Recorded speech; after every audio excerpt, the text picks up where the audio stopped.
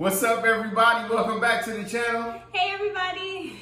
If you're new to the channel, go ahead and hit that subscribe button. If you're not new to the channel and you haven't hit that subscribe button, go ahead and do so. Hit the notification bell so you can stay tuned to all our videos. And we're gonna do some vegan egg rolls today, okay? I know that sounds crazy, vegan egg, right? But it's completely vegan what we're gonna do. Stay tuned to the end so you can see kind of what the ingredients we use, the process we use, and see if you want to adopt some of this when you make egg rolls. A lot of times we go order egg rolls or something because a lot of people don't make them, but we're going to make them today, all right? So stay tuned, check it out. Let's go. So these are the ingredients that we are going to use. Today we have our vegan egg roll wraps. You can get them at pretty much any grocery store. It's usually in the produce section, kind of near where the tofu and things are. So if you look in that area, that's where they should be. We have our purple cabbage and our green cabbage, some carrots, broccoli, and green onions. But I mean, you can add whatever you want to add to yours. Just get creative.